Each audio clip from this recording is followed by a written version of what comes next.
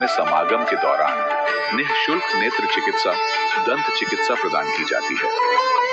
संत रामपाल जी महाराज द्वारा समय समय पर पर्यावरण संरक्षण के उद्देश्य से बड़े स्तर पर वृक्षारोपण किया जाता है। संत जी ने जरूरतमंदों को तत्काल राहत पहुंचाने के लिए एम्बुलेंस सेवा शुरू की। संत जी अपने अनुयायियों को देह दान के लिए प्रेरित करते हैं, जिससे मानवता की सेवा और चिकित्सा क्षेत्र में सुधार हो सके। संत रामपाल जी महाराज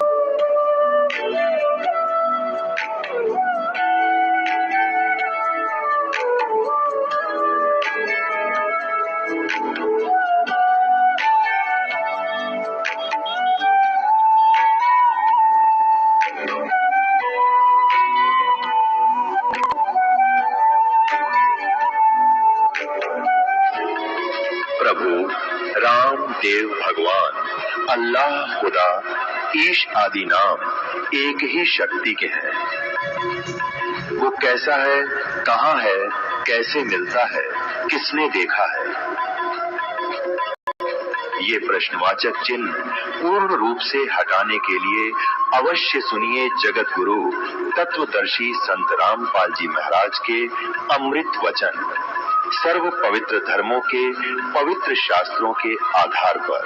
सत साहिब दर्शकों, क्या आपने कभी सोचा है कि जब कोई मनुष्य सच्चे सुख और शांति की तलाश में जीवन भर पूरी श्रद्धा और समर्पण से अपने धर्म में प्रचलित सभी प्रकार की परंपरागत भक्ति साधनाएं करता है, लेकिन फिर भी उसे वास्तविक सुख नहीं मिलता है, तो उसका निराश हो जाना एक स्वाभाविक मानवीय प्रतिक्रिया है। दर्शकों, कुछ ऐसी ही कहानी थी छत्तीसगढ़ के रहने वाले छोटे लाल जी की। छोटे लाल जी ने अपने जीवन में बचपन से ही पूरे समर्पण के साथ भक्ति की व्रत उपवास रखे, मंदिरों की पदयात्राएं की, लेकिन अफसोस फिर भी इनका जीवन बीमारियों और परेशानियों से घिरा ही रहा। लेकिन दर्शकों, आज छोटे लाल जी का कहना है कि मुझे अपने जीवन की इन परेशानियों से छुटकारा तब मिला जब मैंने संत रामपाल जी महाराज से नाम दीक्षा ग्रहण की। आज मैंने और मेरे परिवार ने संत रामपाल जी महाराज द्वारा दी गई शास्त्रों के अनुसार भक्ति को अपनाया है और शास्त्र विरुद्ध भक्ति साधनाओं का पूरी तरह से त्याग कर दिया है। इसी का परिणाम है कि आज हम सभी शारीरिक सुख और आत्मिक शांति की सच्ची अनुभूति कर रहे हैं। दर्शकों, आखिर छोटे लाल जी ऐसा क्यों कह रहे हैं? आखिर संत रामपाल जी महाराज द्वारा बताए गए ज्ञान में ऐसा क्या है कि आज छोटे लाल जी जैसे लाखों श्रद्धालु अपने धर्म में प्रचलित भक्ति साधनाओं को शास्त्र विरुद्ध बता रहे हैं? आखिर छोटे लाल जी संत रामपाल जी महाराज को ही पूर्ण संत क्यों बता रहे हैं? आखिर इसके पीछे की सच्चाई क्या है? आइए सुनते हैं छोटे लाल जी की कहानी, उन्हीं की जुबानी। नमस्कार सर। नमस्कार जी। सर, क्या नाम है आपका? छोटे लाल दास है जी। छोटे लाल जी, आप कहाँ से हैं? गांव खैरा, तहसील डभरा, जिला शक्ति, छत्तीसगढ़ से हूँ जी। छोटे लाल जी, संत रामपाल जी महाराज से नाम दीक्षा आपने कब ली? मैं 2013 में लिया सर। सर, पहले आप क्या भक्ति साधनाएं करते थे? सर, भक्ति तो उसको मैं नहीं कहूँगा, ऐसे गांव में जो पारंपरिक चलता था, कभी भगवान विष्णु को हो, कभी शंकर को हो, उसके आगे सभी में ओम लगा था। तो मेरे को शंका हो जाता था कि ये सारे तो ओम के अक्षर के पीछे हैं, तो ओम सबसे बड़ा होगा। फिर कभी कभी वो गांव में होता था सत्यनारायण का कथा, उसमें जाता था तो मेरे को पता चलता था कि सबसे बड़ा तो सत्यनारायण भगवान है, मगर वो लोग जो सत्यनारायण भगवान बताते थे वो तो भगवान विष्णु था। तो फिर संत रामपाल जी महाराज जी के बारे में आपको कैसे पता लगा? कैसे नाम दीक्षा लिया आपने? एक संत रामपाल जी महाराज का शिष्य था, वो मेरा भतीजा है। तो हम लोग बढ़ाई का काम करते हैं, तो मेरे पास काम करता था और यही बात छेड़ता रहता था मेरे को। ऐसे करते करते 2-3 महीने बीत गए। जिला हिसार बलवाला में जाकर संत रामपाल जी महाराज से 2013 में नाम ग्रहण किया।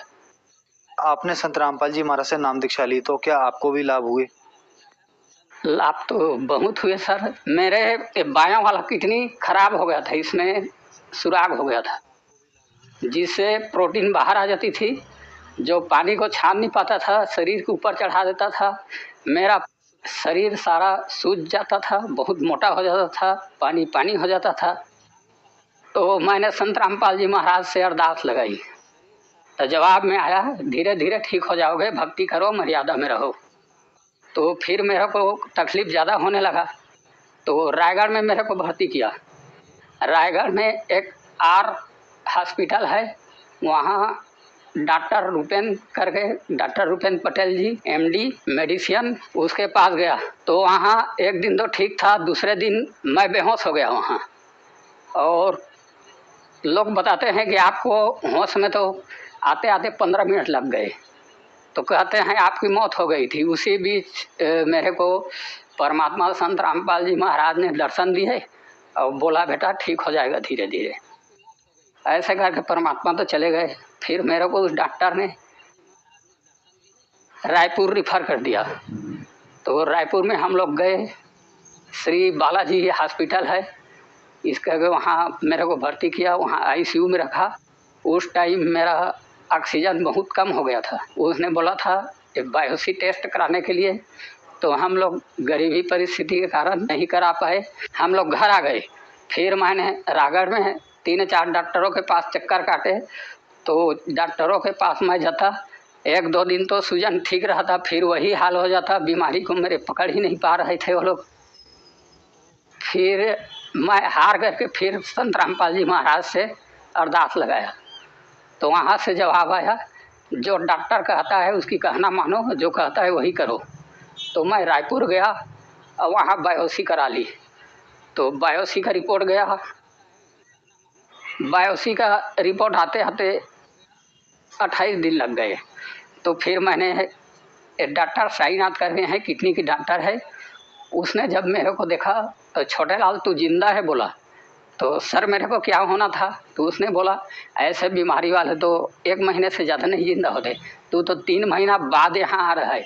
इस बीच मेरे परिवार वाले आते, रिलेटिव मेरे रिश्तेदार, उन लोगों ने बोला चल बैगा के पास ले जाना है तुझको, जा सारे खर्चा होगा, गाड़ी का खर्चा होगा, उसका खर्चा होगा, हम लोग देंगे। तो मैंने कहा ठीक है जाऊँगा, मगर ये बताओ अगर वो डॉक्टर मेरे को ठीक नहीं कर पाएगा तो लिख कर दे देगा मेरे को कि ठीक नहीं कर पाओ, फिर मैं उसके नाम से FIR करूँगा। तो वो लोग फिर पीछे हट गए, नहीं ले जा पाए मेरे को। फिर मैंने अरदास लगाई परमात्मा से, तो परमात्मा बोला बेटा तू लगा है उसी डॉक्टर के पास जा, धीरे धीरे ठीक हो जाएगा। उसके बाद सर मेरे गोली चला, सिर्फ एकदम सस्ता 15 गोली आता था मेरे 23 रुपये का गोली। इससे परमात्मा ने मुझे ठीक कर दिया। जो पहले चलने फिरने में भी मेरे को तकलीफ होता था, अब मैं 50 किलो का वजन उठा सकता हूँ, अब बढ़ाई का काम करता हूँ, अपना उसी से गुजारा हो रहा है। सर ये देख रहे हैं कि आप यहाँ पे किडनी में जो सुराग है, इससे मेरे प्रोटीन बाहर चला जाता था, जिससे किडनी पानी को छान नहीं पाता था और सारे पानी ऊपर को चढ़ जाते थे, शरीर सूज जाता था, पूरा मोटा मोटा हो जाता था। तो मैंने संत रामपाल जी महाराज से अरदास लगाई और उधर से जवाब आया कि बेटा धीरे धीरे ठीक हो जाएगा। फिर हम लोग गरीब लोग हैं, मजदूर लोग हैं, तो इतना इलाज कराने के लिए हमारे पास पैसे भी नहीं थे। जो भी पैसे थे पहले हमने खर्च कर चुके थे, कर्जे उर्जे लेकर जितना भी होना था हमने कर लिया था। फिर परमात्मा की ऐसे दया हुई कि मेरे बीमारी 23 रुपये पत्ते, जिसमें 15 गोली आता था 20 mg का, उसी से मैं ठीक हो गया। आज मैं बहुत खुश हूँ और अब मैं, वो डॉक्टर ने मेरे को पूछा, पहले उसके पास मैं गया था तो फिर लॉकडाउन के चक्कर में नहीं जा पाया, तो उसने बोला बेटा छोटे लाल तू कैसे जिंदा है, तू तो 1 महीना में ही तेरा मौत हो जाना था। मैंने कहा सर मैं संत रामपाल जी महाराज जी के शरण में हूँ, वैसा का भी थोड़ा तकलीफ है, बाकी मैं अभी जिंदा हूँ। तो उसने बोला ठीक है चल। फिर इसी गोली से संत रामपाल जी महाराज की दया से मेरा शरीर पूरा ठीक हो गया, अब मैं स्वस्थ हूँ। सर एक लाभ और बताना चाहूँगा, मेरे पत्नी का भी गुर्दा इन्फेक्शन से ख़राब हो गया था।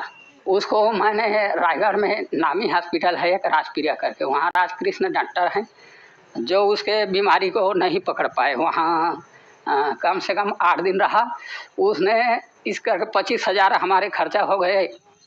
फिर हम लोग गए जिंदल हॉस्पिटल में, रायगढ़ में ही। वहाँ गए तो डॉक्टर संजीव करके उसको इलाज किया। वो भी पहली बार नहीं बीमारी को पकड़ पाए। वो जो भी खाता था तुरंत उल्टी हो जाता था। और मैं उसके लिए अनार का भी जूस लाता था, वो भी तुरंत उल्टी हो जाता था।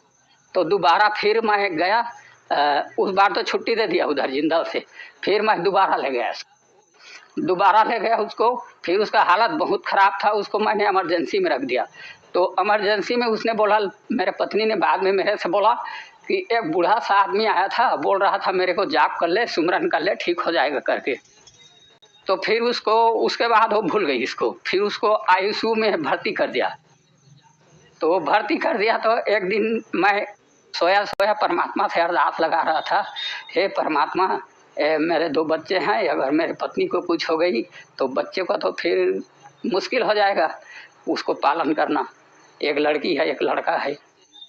तो परमात्मा की ऐसे दया हुई, उसको रात में आईसीयू में दर्शन दिए संत रामपाल जी महाराज ने, परमात्मा ने मेरे पत्नी को दर्शन दिए। अब बोला, बेटी आज से अब तू धीरे धीरे ठीक हो जाएगा। फिर उसके दूसरे दिन एक बाहर से एक डॉक्टर आया।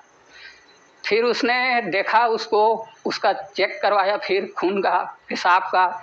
फिर उसने बोला, मेरे को बुलाकर बोला, क्या इसने कोरोना का सुई लगवाया था? मैंने बोला हाँ। वही सुई इनको इन्फेक्शन कर गया है और इसका गुर्दा में चला गया है। तो फिर उसका गुर्दा ठीक होना अभी मुश्किल है, तुम लोग रायपुर इसको रिफ़र कर देता हूँ। मैंने बोला, सर मेरे पास इतना कहाँ पैसा है, मैं तो जितना भी पैसा था पहले ही खर्च कर चुका हूँ। अब मैं तो गरीब आदमी हूँ, मजदूरी करता हूँ। फिर वहीं आप इलाज कीजिए जैसा भी हो। फिर परमात्मा से मैंने पहले ही अरदास लगा चुका था, तो उधर से जवाब आया था कि ठीक हो जाएगा। फिर जब परमात्मा आईसीयू में दर्शन दिया, उसके बाद मेरे पत्नी धीरे धीरे वहीं पे ठीक हो गई। डॉक्टर भी हैरान हो गए, ये तो इतना कमज़ोर हो गई है, इतना दुबली पतली हो गई है, इसका मौत तो निश्चित था, ये कैसे ठीक हो गई? तो हमने जो बताया उसको, हम संत रामपाल जी महाराज जी के शरण में हैं, इसलिए परमात्मा हम लोगों को, उनके अनुयायियों को कभी दुखी देख नहीं सकता। वो तो हमारा परम पिता है, हम लोग उसके बच्चे हैं, तो कोई अपने बच्चे को कैसे दुखी देख सकता है? सर, संत रामपाल जी महाराज ने आपको बहुत अद्भुत लाभ दिए। आपने जैसे रिपोर्ट में दिखाया, डॉक्टर ने आपको मना कर दिया था कि अब आप जिंदा नहीं रह सकते, और आपने रिपोर्ट भी दिखाई। संत रामपाल जी महाराज ने बहुत सारे आपको लाभ दिए। तो जो दर्शक आज आपको देख रहे हैं और वो भी इन परेशानियों से ग्रस्त है, उनके लिए आप क्या कहना चाहेंगे? जो भी संगवारी में सुना था, मोर इंटरव्यू देखा था यार, एमन अभी परमात्मा आए हुए है, बिजली पीढ़ी चढ़त है, परमात्मा के दया है। अभी परमात्मा सब जन में कृपा करत है, आवा अपन कल्याण करावा। और संगवारी हो, अभी परमात्मा साक्षात आए हुए है, ये समय ला झन गवावा, आवा और नाम दीक्षा लेवा और अपन अपन कल्याण करावा। संत रामपाल जी महाराज से नाम दीक्षा कैसे ली जा सकती है? टीवी पे चैनल आता है, जिसके नीचे एक पट्टी चलती है, उस पट्टी पे कॉन्टैक्ट नंबर दिए होते हैं। उस नंबर से कॉन्टैक्ट करके आप अपना नज़दीकी नामदान केंद्र का पता कर सकते हैं और आकर अपना नामदान लेकर अपना जीवन को सफल बना सकते हैं। धन्यवाद सर। अभी आपने संत रामपाल जी महाराज से दीक्षा प्राप्त करके सुखी हुए भक्त के अनुभव देखिए। जगत गुरु तत्वदर्शी संत रामपाल जी महाराज के मंगल प्रवचन। अब जो प्रसंग चल रहा है उसी बातें हैं। इसमें क्या बताया है, यजुर्वेद के अंदर गीता ज्ञान दाता कहता है कि मेरा तो एक ओम अक्षर है, नथिंग एल्स। और ब्रह्म लोक में गए हुए प्राणी भी जन्म मृत्यु का आते, ये खुद कहता। फिर गीता जी अध्याय नंबर 15 के श्लोक नंबर 1 से लेकर 4 में 16 और 17 में स्पष्ट किया है। और ये बताया कि इनके सभी विभागों को जो बताता है, स वेदविद, वो वेद के तात्पर्य को जानने वाला है, वो तत्वदर्शी संत है। एक बार फिर देख लीजिए गीता जी को। ये है पंथ 10वां अध्याय 15वां अध्याय श्रीमद् भगवद गीता का। तो यहाँ इसको प्रथम श्लोक में क्या बताया है कि ऊर्ध्व मूलम अधः शाखम अश्वत्थम प्राहु अव्यम। छंदासी यस्य प्रणानी ये तम वेद स वेदविद। यहाँ क्या बताया है कि ऊर्ध्व मूलम, इसका लिखना था आदि पुरुष परमेश्वर मूल वाले। ऊर्ध्व माने ऊपर को, मूल वाला, वो तो आदि पुरुष परमेश्वर है। मूल तो इस संसार रूपी वृक्ष का यानी परम अक्षर ब्रह्म है, सच्चिदानंद घन ब्रह्म है। अधः शाखम, नीचे को शाखा, ये गलत अनुवाद किया। अधः माने नीचे होता है।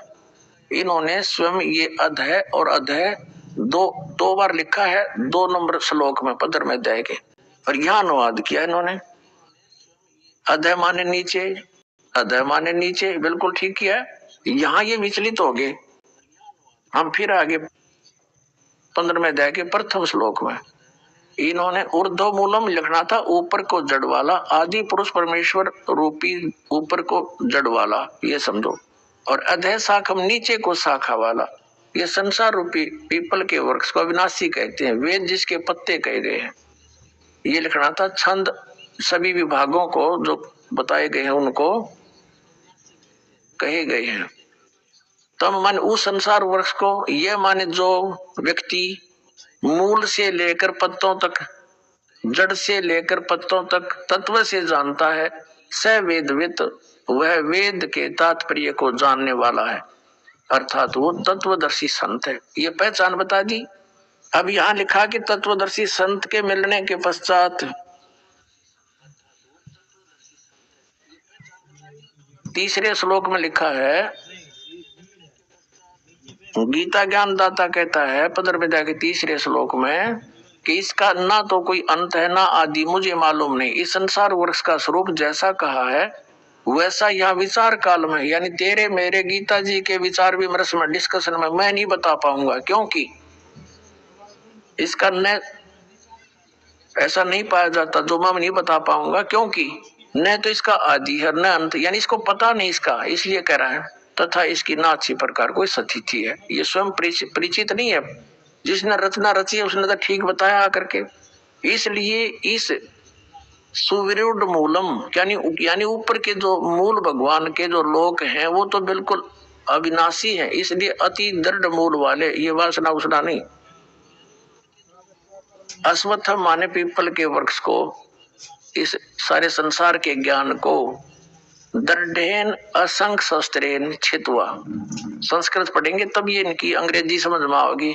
इन्होंने कहा कि इस दृढ़ेन माने दृढ़ वैराग्य रूप शस्त्र द्वारा काटकर नहीं, तत्व ज्ञान रूपी शस्त्र द्वारा काटकर, अर्थात इस ज्ञान को समझकर उसके पश्चात 15वें अध्याय के 4थे श्लोक में इसमें कहा कि उसके पश्चात परमेश्वर के परम पदरूप परमेश्वर को भली भांति खोजना चाहिए, जिसमें गए हुए पुरुष यानी साधक फिर लौटकर संसार में कभी नहीं आते, और जिस परमेश्वर से इस पुरातन संसार वृक्ष की प्रवृत्ति विस्तार को प्राप्त हुई है, अर्थात जिसने इन सारे ब्रह्मांडों की संसार रूपी वृक्ष की रचना की है, उस आदि पुरुष नारायण के मैं शरण हूं। इस प्रकार दृढ़ निश्चय करके उस परमेश्वर का मनन और निधि ध्यान करना चाहिए। अब इससे क्या सिद्ध हो गया कि गीता ज्ञान दाता ने स्पष्ट कर दिया कि मैं उस पूर्ण परमात्मा की भक्ति विधि से परिचित नहीं और ना बताऊं। उसके लिए तत्वदर्शी संतों को खोज लो, वो तत्व ज्ञान से परिचित होंगे। फिर तत्वदर्शी संत की प्राप्ति के पश्चात परमेश्वर के उस परम पद की खोज करनी चाहिए, जहां जाने के बाद साधक फिर लौटकर कभी संसार में नहीं आते। और ये खुद कहता है अर्जुन, तेरे और मेरे बहुत जन्म हो चुके, तू नहीं जानता मैं जानता हूं। इससे सिद्ध है कि गीता ज्ञानदाता ब्रह्म है। ये बताता 8वें अध्याय के 13वें श्लोक में कि मेरा एक ओम अक्षर है, नथिंग एल्स।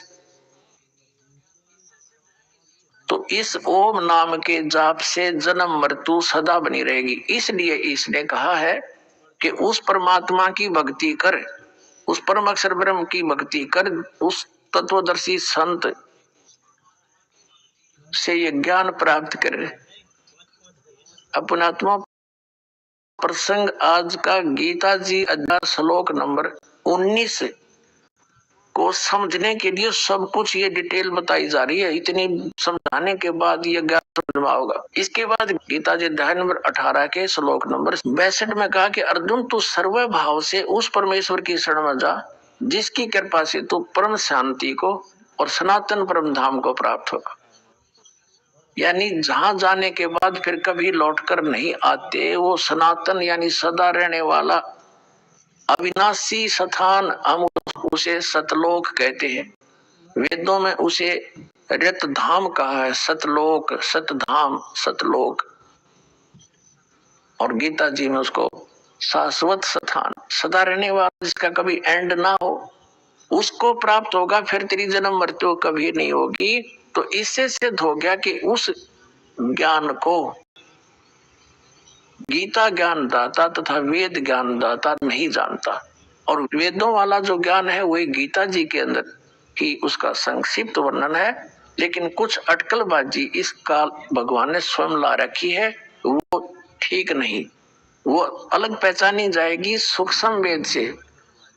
अब वो कौन सी है अटकलबाजी इसने लगाई है?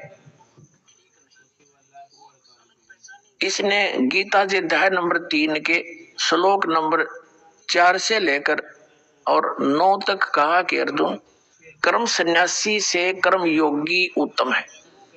कर्म सन्यासी वो है जो हठ योग करके साधना करने के लिए बैठा रहा कई घंटों तक और धंधा करे नहीं, या घर से छोड़कर चला जावे, वहां भी वो इसलिए जाता मैं बैठ कर भक्ति करूं, साधना करूं।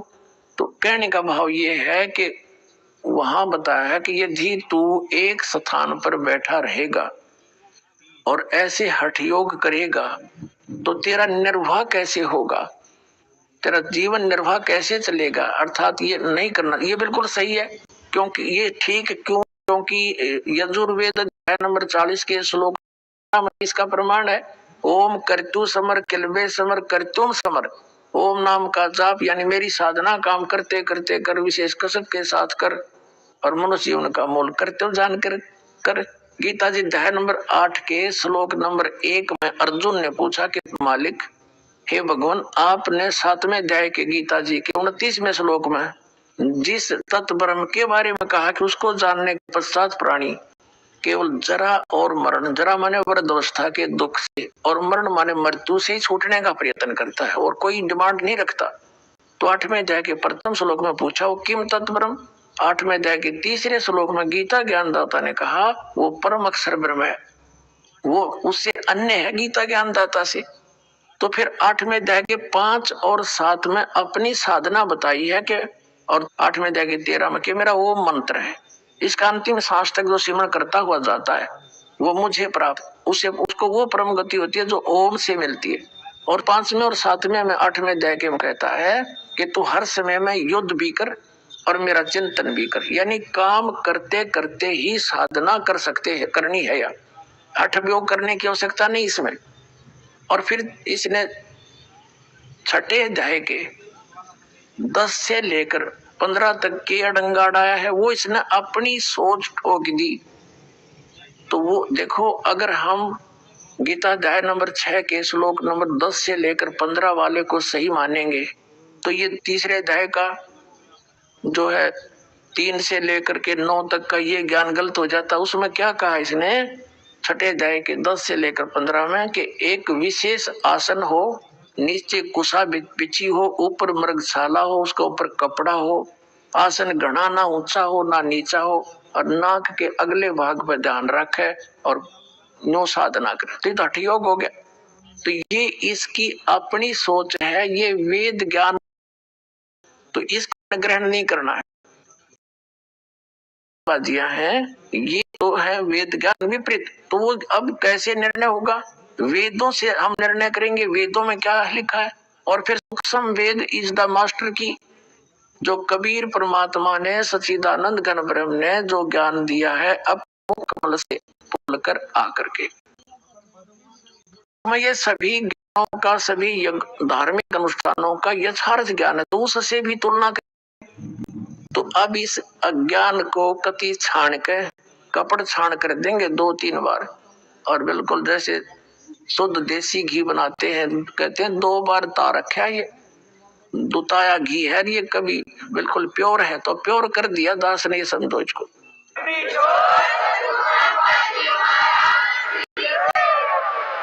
अब इसमें आपको और दिखाते हैं यजुर्वेद अध्याय नंबर 41 के मंत्र नंबर 15 में आपने देख लिया कि ओम कर्तु सवर किलवे सवर कर्तुम सवर। अब 17वें श्लोक में ये वेदों में स्पष्ट किया है, वेद ज्ञान दाता कह रहा है, यानी ये ज्ञान जो है परमात्मा ने एज इट इज फीड कर दिया इसमें। और ये ऐसा है कि जैसे ये गीता ज्ञान दाता अन्य की तरफ बता रहा है, वो परमात्मा इससे कोई और है, ऐसे ढंग से लिखकर मालिक ने इसमें फीड कर दिया था परमेश्वर ने। तो वो ज्ञान आप देखिएगा। अब ये 40वां अध्याय का हमने 15वां पढ़ लिया, अब 17वां पढ़ते हैं। 44वां अध्याय यजुर्वेद भाषा भाष्य, महर्षि दानंद का अनुवाद है यह आर्य समाज प्रवर्तक का। हे मनुष्यों, जिस ज्योत स्वरूप रक्षक मुझसे, ये ज्योत स्वरूप काल है, ज्योत स्वरूपी निरंजन है, ये अविनाशी यथार्थ कारण के आच्छादित मुख के तुल उत्तम अंग का प्रकाश किया जाता है, जो वह प्राण व सूर्य मंडल में पुरुष माने पूर्ण परमात्मा है। वह तो परोक्ष रूप है, वो तो गुप्त है। अहम मैं हम यहाँ लिखा है, सो असव अहम खम। अब कहता है मुझ ब्रह्म का, अहम माने मैं ब्रह्म हूं, और ऊपर ब्रह्म लोक रूपी दिव्य आकाश में रहता हूं, और मेरा ये ओ मंत्र है। यहां देखो, इसके अनुवाद से पता लगेगा। वह पूर्ण परमात्मा जो वेद ज्ञान दाता से अन्य कोई पूर्ण परमात्मा है, वह तो गुप्त है, प्रोक्ष है, वो तो संसार रूपी वृक्ष की जड़ है, गुप्त है। और मैं हम के तुल्य व्यापक ब्रह्म से ब्रह्म सबसे गुण कर्म स्वरूप आदि अधिक हूं। यह लिखना था मैं ब्रह्म हूं, नथिंग एल्स। इन तड़ंगा डाण तो मतलब था, ज्ञान तो था नहीं इनको। मैं ब्रह्म हूं, और खम माने दिव्य, उस ब्रह्म लोक रूपी दिव्य आकाश में रहता हूं, ये इसका अर्थ ये है। और मेरा ओम नाम है।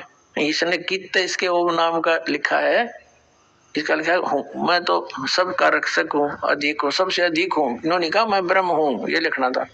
ओ सबका रक्षक जो ऐसा, सबका रक्षक जो मैं उसका, ऐसा नाम जानो। ओम लिखती आन भी शर्माई, इसने ओम लिखना था, उसका ओम नाम जानो मेरा, मैं हूं और मेरा यो ओम नाम जानो। और वो गुप्त है। इन्होंने तो अड़ंगा डा रखा था, जैसे गीता अनुवादकर्ताओं ने श्री कृष्ण जी को ही सर्वेश्वर मान गए और सब अर्थों का अनर्थ करके इन्हीं को सुप्रीम पावर सिद्ध करने की कुचेष्टा की। अब जैसे किसी ने एक लंबे ट्रेले का कवर बनवा रखा हो, किसी ने कवर, ऊपर का कवर पूरे को ढकने के लिए, माल बचाने के लिए, अपनी उस गाड़ी को सुरक्षित रखने के लिए, और वो किसी ने पड़ा पाजा और वो ये कहे ये कवर इस कार गाड़ी का है, तो उसके ऊपर जब डाल के देखेंगे जब पता चलेगा ये इसका है कि ऐसे कोई और बड़ी गाड़ी का है। तो इन्होंने कुचेष्टा की है उस बड़े ट्राले के उस कवर को और कार के ऊपर सेट करने का। इन्होंने 6 बार भी मोड़ लिया, 20 बार भी इकट्ठा कर लिया, तो भी सेट नहीं हुआ। तो ये अध्यात्म ज्ञान का पूरा मुख्य जो केंद्र है वो परम अक्षर ब्रह्म है। और वो इनका समझ में आया, इन्होंने श्री कृष्ण जी को ही परम अक्षर ब्रह्म मान लिया, श्री यानी कार को ही ट्राला मान लिया। ये समझ लो। अब इसका जो प्रसंग हमारा चला था कि सर्व वेद परमात्मा ने इसको दिए थे, और इसने ब्रह्म ने इनमें से काट छांट के वो निकाल दिया जिसमें तत्व ज्ञान था। यानी तत्व ज्ञान का अर्थ है उस परमात्म तत्व की जानकारी थी, परम अक्षर ब्रह्म की पाने की विधि वो विशेष थी, उसमें वो निकाल दी और शेष इसने दे दिया ब्रह्मा को। इसके विभाजन किए, जैसे वेद व्यास जी ने इसको 4 भागों में कर दिया, वैसे कंप्लीट ज्ञान एक ही है। ज्ञान कहो तो वेद कहो, ज्ञान कहो, तो इन्होंने 4 वेद बना दिए। एक यजुर्वेद, ऋग्वेद, अथर्ववेद और सामवेद। ये वैसे ज्ञान टोटल एक ही है, जैसे 18 पुराणों का एक ही बोध माना जाता है। तो अब क्या हुआ, जो प्रसंग चल रहा था, इन ऋषियों ने इन वेदों को जैसा समझा, सदगुरु इन्हें मिला नहीं। और कहते हैं गुरु बिन काहू न पाया ज्ञाना, जो थोथा भूस छड़े मोड़ किसाना। कहते हैं गुरु बिन वेद पढ़े जो प्राणी, और समझे ना सार रहे अज्ञानी। अब जैसे गीता जी अध्याय नंबर 7 के श्लोक नंबर 16 और 17 में और 18 में इसने बताया है कि 4 प्रकार के व्यक्ति मेरी साधना करते हैं। तो जिज्ञासु तक, अर्थार्थी, आर्थ और जिज्ञासु ये रिजेक्ट कर दिए। ज्ञानी सेलेक्ट किए कि ज्ञानी आत्मा है तो अच्छी, उदार है, नेक है। अब ज्ञानी की परिभाषा दास आपको बता रहा है कि ज्ञानी वो है जिसने ये समझ लिया है कि मनुष्य जीवन बार बार नहीं मिलेगा और इसका मूल उद्देश्य कल्याण ही है। और फिर उसने ये भी जान लिया कि एक पूर्ण परमात्मा की भक्ति से मोक्ष होगा, अव्यभिचारिणी भक्ति करनी पड़ेगी, एक का साध्य सब सद है। उन्होंने फिर ये ज्ञान कहां से सिलेक्ट किया कि वो परमात्मा कौन है? वेदों से। जैसा दास ने आपको दिखाया, इन्होंने वेदों में ओम मंत्र पढ़ लिया और उसमें लिख रखा ओम करतु समर किलबे समर करतुम समर, यजुर्वेद अध्याय नंबर 40 के मंत्र नंबर 15। तो इन्होंने ब्रह्म को सुप्रीम पावर मान लिया, सुप्रीम गॉड है, पूर्ण परमात्मा, और ओम उसका नाम मान लिया। और इनकी ज्ञान वाली आंखें बंद होगी यजुर्वेद अध्याय नंबर 40 के मंत्र नंबर 10 से लेकर 12 में, जिसमें स्पष्ट किया है कि कोई तो परमात्मा को किसी सतिथि में बताता है, कोई किसी सतिथि में बताता है। उसकी जानकारी तत्वदर्शी संत बताते हैं, उनसे सुनो। इसी प्रकार गीता जी अध्याय नंबर 4 के श्लोक नंबर 34 में स्पष्ट कर दिया, गीता ज्ञानदाता हाथ खड़े कर दिए कि मैं उस कंप्लीट स्पिरिचुअल नॉलेज नहीं जानता, उसको संपूर्ण अध्यात्म ज्ञान से परिचित नहीं हूं। उसके लिए ऑप्शन छोड़ दिया कि तत्वदर्शी संतों के पास जाकर उस तत्व ज्ञान को समझ, वो बताएंगे, उस परमात्म तत्व की जानकारी देंगे। तो यह इनकी बुद्धि में आई नहीं कि इसमें तो कुछ और भी ऑप्शन छोड़ रखा है कि वो तत्वदर्शी संतों को खोजो जो वेदों और गीता से भी अन्य ज्ञान देगा। तो फिर इन ऋषियों ने चतुरता दिखानी शुरू कर दी। इन्होंने जो पुराणों की रचना कर दी, वो ये बताकर अपने अपना ज्ञान दे दिया कि जो वेदों से में ज्ञान है उसे हटकर जो ज्ञान जानने की बात कही है वो हम बता रहे हैं। वो वेद पुराण गढ़ दिए, अलग अलग बकवाद, उसमें किसी ने कुछ, किसी ने कुछ, ये नाम जाप करो, ये नाम जाप करो, वो करो, ये कोई बात है? तो इस करके ये सब मानव समाज विचलित हो गया। उसमें ये भूल गए कि उस सच्चिदानंद घन ब्रह्म ने अपने मुख से बोला, वो ज्ञान स्वयं आकर के वो अच्छी आत्माओं को मिलता है, सह शरीर आता है।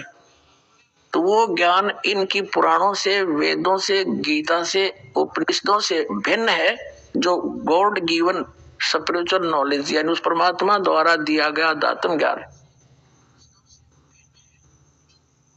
वो उस परमेश्वर ने स्वयं आकर के बोला है। तो वो ज्ञान तत्वदर्शी संत बताएगा, तो वो इनको मिला नहीं। तत्वदर्शी संत इन ऋषि में ऋषियों को,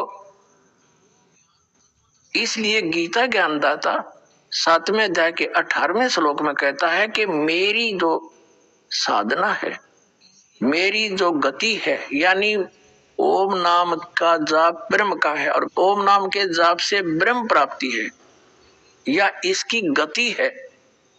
और ब्रह्मलोक में गए हुए प्राणी भी जन्म मृत्यु के अंदर है। और गीता ज्ञानदाता स्वयं कहता है 2 अध्याय के 12वें श्लोक में, 4 अध्याय के 5 और 9 श्लोक में, और श्रीमद् भगवद गीता अध्याय नंबर 10 के श्लोक नंबर 2 में कि अर्जुन तेरे और मेरे बहुत जन्म हो चुके, तू नहीं जानता, मैं जानता हूं। तो ओम से मिलने वाली परम गति हुई ब्रह्मलोक। ब्रह्मलोक में गए हुए प्राणी भी जन्म मृत्यु में आते हैं तो ये परम शांति नहीं हुई। 18वें अध्याय के 62वें श्लोक में कहा है। इसलिए इसने कहा है कि ज्ञानी आत्मा है तो उद्धार।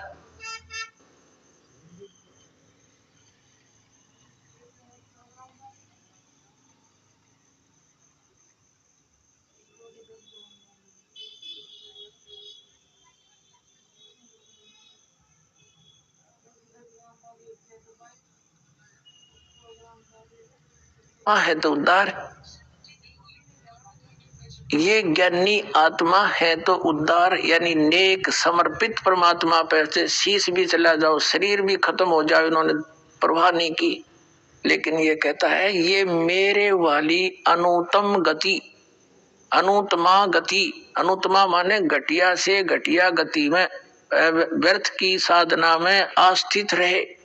अब कारण क्या रहा? जैसे एक चुनक नाम के ऋषि थे, अब ये पुण्यात्मा ज्ञानी थे, परमात्मा पाने के लिए न्यौछावर हो गए। वेदों से जैसा निष्कर्ष निकाल रखा था इन्होंने, उसी पर आश्रित ओम नाम का जाप और हठ योग साथ करते थे। हठ योग क्यों करते थे? जबकि वेदों और गीता में हठ योग नहीं लिखा है, ना सूक्ष्म वेद सूक्ष्म वेद उस तत्व ज्ञान में हठ योग लिखा है। हठ योग इन्होंने कहां से ग्रहण किया?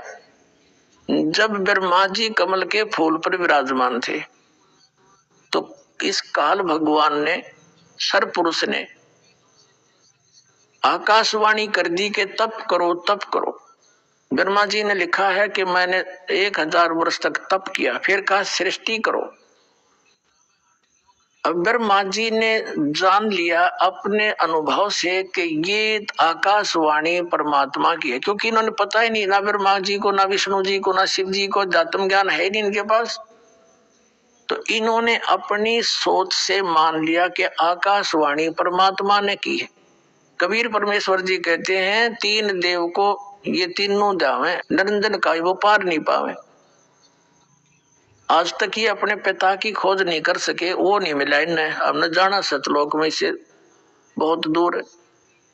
तो उस आकाशवाणी को ब्रह्मा जी ने अपने वंशजों ब्राह्मणों ऋषियों को बताई कि मेरे को ऐसे ऐसे परमात्मा की आकाशवाणी हुई थी, मैंने तप किया।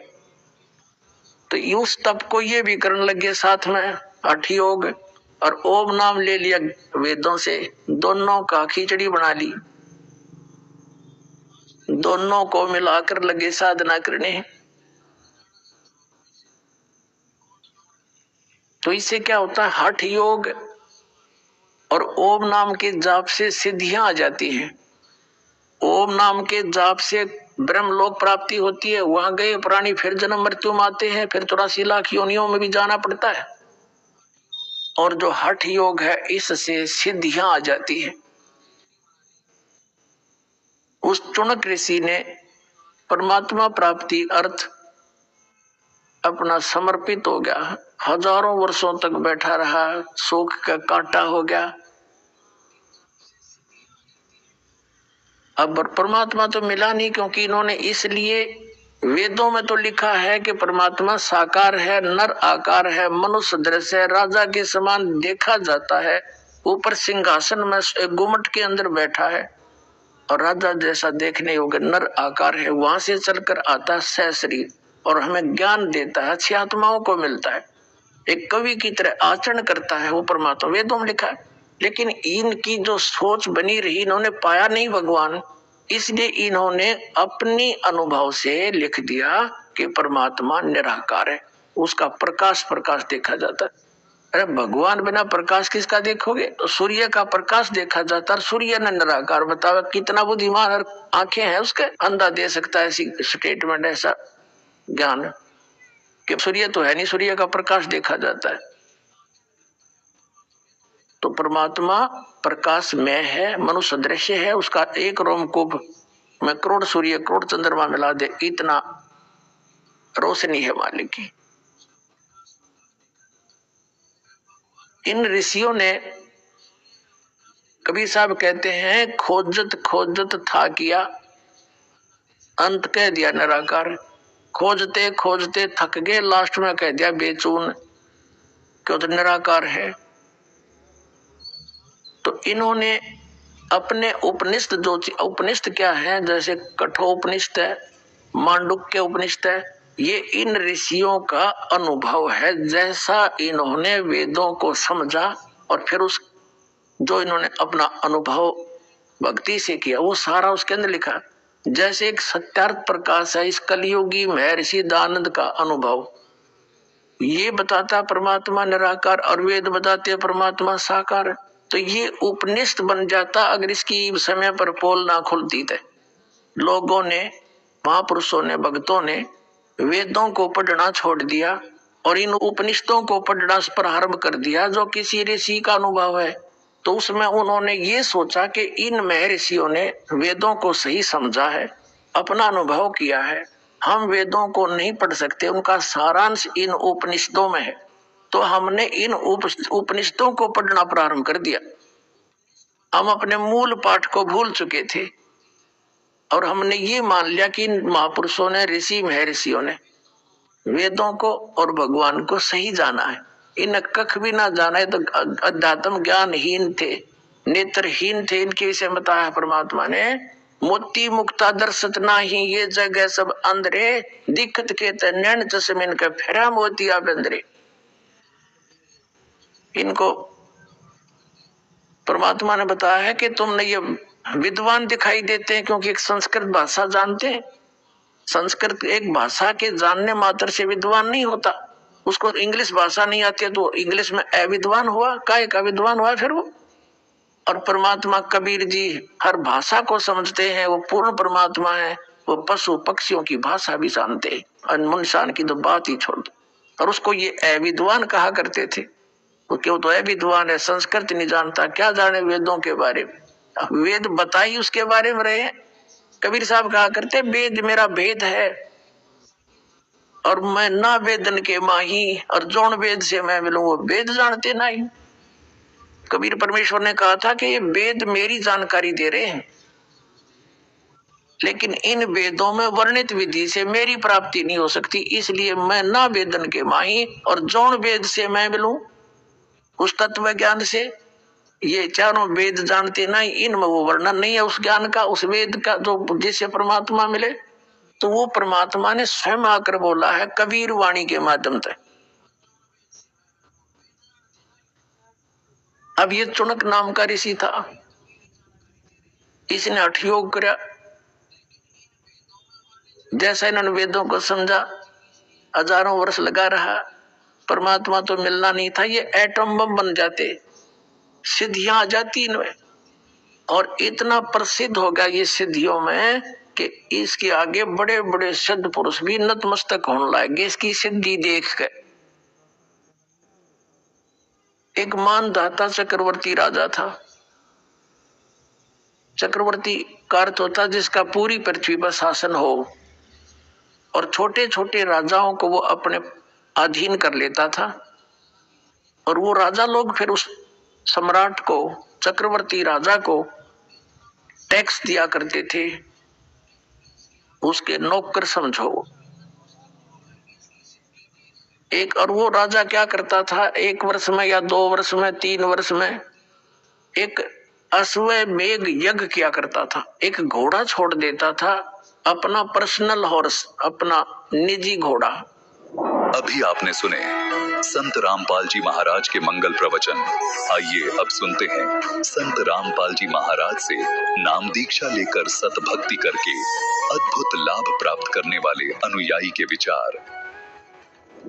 दर्शकों, कभी कभी मनुष्य अपने जीवन में हर संभव भक्ति साधना को करता है, लेकिन फिर भी जब उसके परिवार पर लाइलाज बीमारियां टूट पड़ती हैं, तो ऐसे में उस इंसान को आत्महत्या ही एकमात्र विकल्प लगने लगता है। दर्शकों, कुछ ऐसी ही कहानी थी हरियाणा के रहने वाली सुमन दहिया जी की। सुमन जी ने अपने जीवन में सभी प्रकार की परंपरागत भक्ति साधनाएं अपनाई, लेकिन इसके बावजूद भी सुमन दहिया जी लाइलाज बीमारियों से घिरी रहीं। दर्शकों, फिर इनके जीवन में एक ऐसा मोड़ आया जब इन्होंने संत रामपाल जी महाराज से नाम दीक्षा ली, और यही बना इनके जीवन का वह टर्निंग पॉइंट जिसने इनके अंधकार से भरे जीवन को पूर्ण रूप से उजाले में बदल दिया। दर्शकों, आज सुमन जी का कहना है कि जब से मुझे संत रामपाल जी महाराज की शरण मिली है, तब से मेरा जीवन पूरी तरह से बदल चुका है। दर्शकों, आखिर सुमन जी ऐसा क्यों कह रही हैं? आखिर इसके पीछे की सच्चाई क्या है? आइए सुनते हैं सुमन जी की कहानी, उन्हीं की जुबानी। नमस्कार जी। नमस्कार जी। क्या नाम है जी आपका? जी मेरा नाम मिसेज सुमन दैया है। सुमन जी कहाँ से हैं आप? मैं गांव जरोठ, जिला सोनीपत, तहसील खरकोदा से हूँ जी। संत रामपाल जी महाराज से नाम दीक्षा आपने कब ली? बंदी छोड़ सतगुरु रामपाल जी महाराज जी से नाम दीक्षा मैंने 8 सितंबर 2008 को ली जी। अभी तक क्या क्या भक्ति साधनाएं की हैं आपने? कृपया हमारे दर्शकों को बताएं।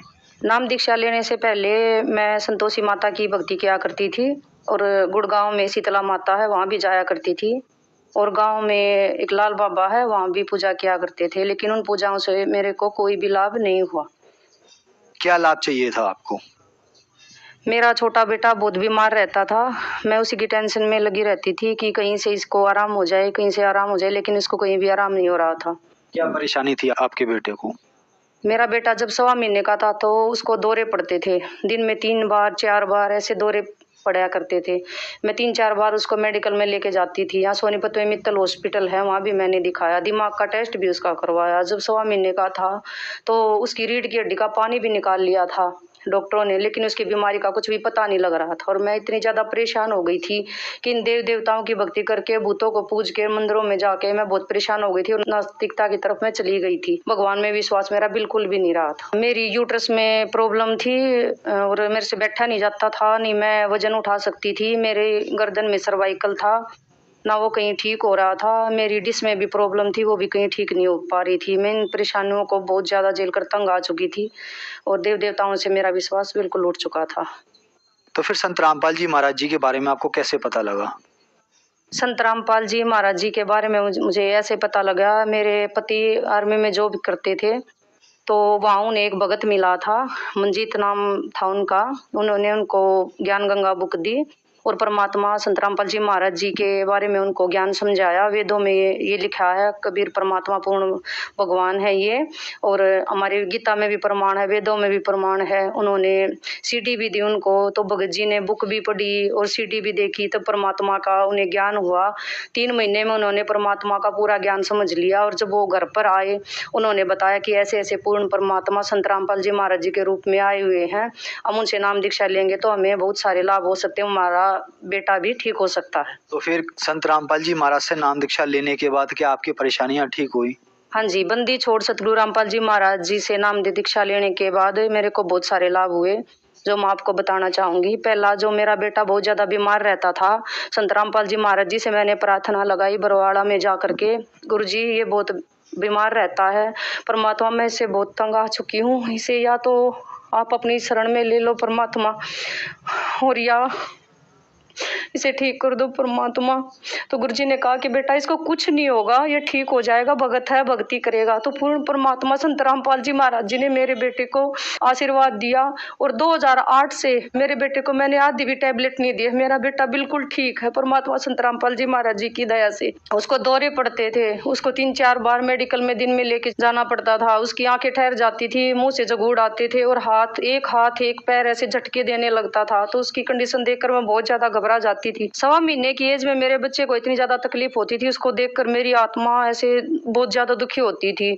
और परमात्मा संत रामपाल जी महाराज जी की शरण में जाने के बाद मेरे बेटे को ये लाभ हुआ, मेरा बेटा बिल्कुल ठीक है। मैंने आधी भी टैबलेट नहीं दी है, संत रामपाल जी महाराज जी के आशीर्वाद मात्र से मेरा बेटा आज बिल्कुल ठीक है, उसकी बीमारी बिल्कुल खत्म हो गई। और लाभ मैं बताना चाहूंगी, मेरे हस्बैंड आर्मी में थे, उनकी दोनों आंखों की रोशनी चली गई थी, 4 दिन तक उनको कुछ भी नहीं दिखाई देता था, बाथरूम के लिए भी उन्हें दूसरे बंदे लेके जाते थे। तब उन्होंने चौथे दिन जब शाम को पूर्ण परमात्मा संत रामपाल जी महाराज जी को याद किया और कहा कि हे पूर्ण परमात्मा संत रामपाल जी महाराज, अपने बच्चे को सारी जिंदगी अपने चरणों से दूर ना करना परमात्मा, चाहे कटोरा लेकर भीख मंगवा दियो परमात्मा, लेकिन चरणों से दूर मत करना परमात्मा। तो बंदी छोड़ सतगुरु रामपाल जी महाराज जी ने शाम तक मेरे पति की रोशनी वापस दे दी, मेरे को ये भी लाभ हुआ। फिर मेरी यूट्रस में प्रॉब्लम थी, उसमें डॉक्टर ने बताया था कि आपका ऑपरेशन होगा, मैंने बंदी छोड़ सतगुरु रामपाल जी महाराज जी से प्रार्थना लगाई। परमात्मा ऐसे ऐसे डॉक्टर ने बताया कि ऑपरेशन होगा। परमात्मा ने कहा बेटा कोई दिक्कत नहीं है, परमात्मा की भक्ति करो सब ठीक हो जाएगा। और परमात्मा संत रामपाल जी महाराज जी की दया से मेरे को वो भी लाभ मिला। जो मेरा छोटा बेटा है वो पोस्टर की सेवा में गया हुआ था, उसकी आंख में एलपी की छींट चली गई थी।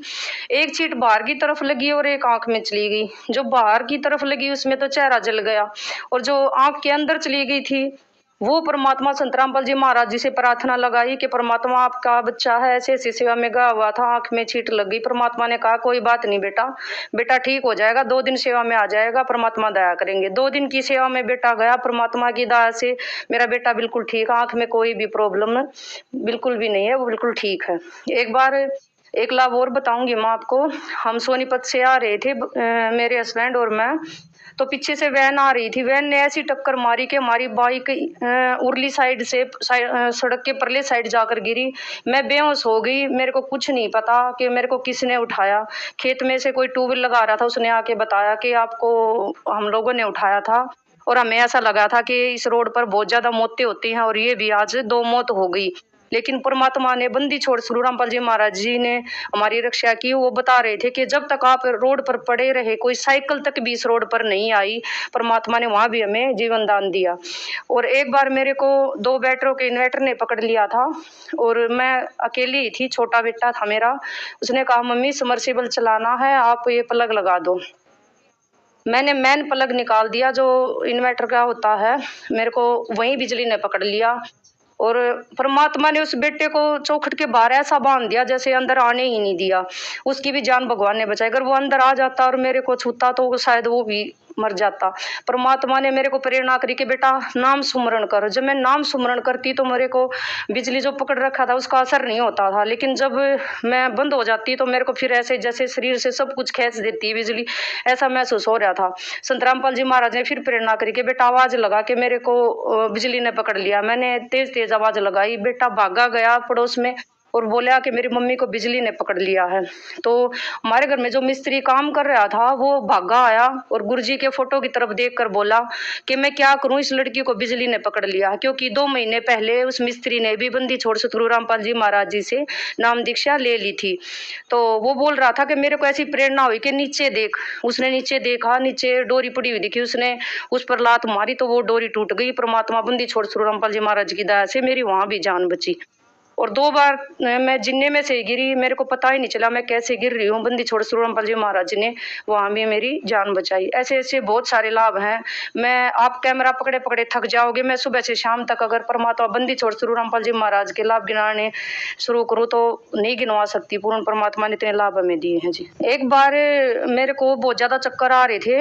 1:45 बजे रात को मेरे को ऐसा लगा जैसे तेरी जान ही निकल गई है। मेरे हाथ पैर में जान नहीं थी।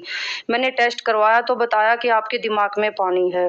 तो डॉक्टर ने बताया कि ये पानी कल जाकर कैंसर भी बन सकता है, तो आप दिमाग की जो टेस्ट करते हैं डॉक्टर, दिमाग वाले डॉक्टर को दिखाओ।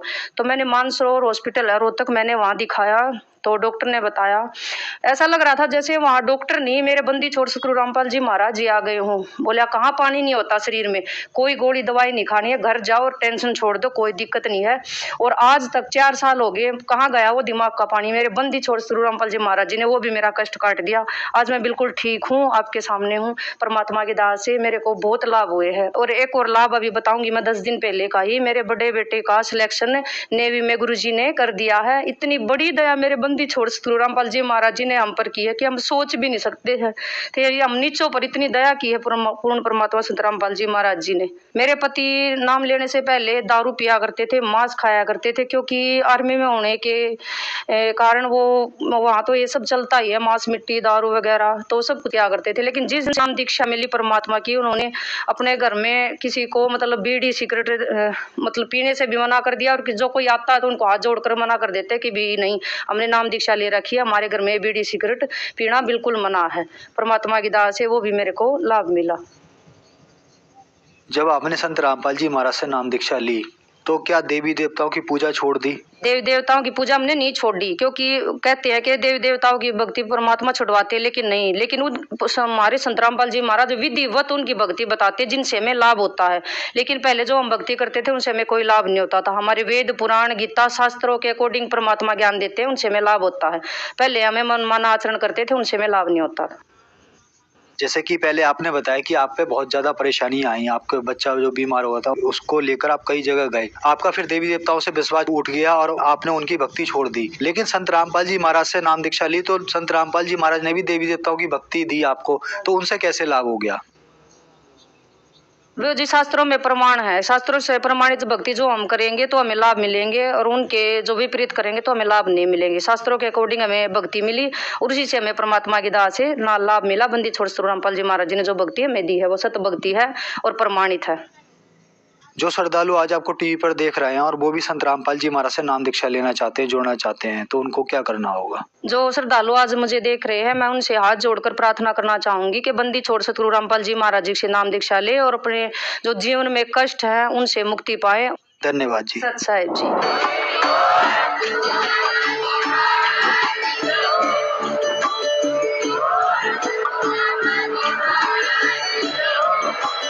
आप सुन रहे थे जगत गुरु तत्वदर्शी संत रामपाल जी महाराज जी के मंगल प्रवचन। अधिक जानकारी के लिए विजिट कीजिए हमारी वेबसाइट www.jagatgururampalji.org। संत रामपाल जी महाराज जी के शुभ आशीर्वाद से पूरे विश्व भर में 500 से भी ज्यादा नाम दीक्षा केंद्र हैं, जिन पर संत रामपाल जी महाराज जी द्वारा ऑनलाइन निःशुल्क नाम दीक्षा दी जा रही है। अपने नजदीकी नाम दीक्षा केंद्र का पता करने के लिए संपर्क करें 8222880541।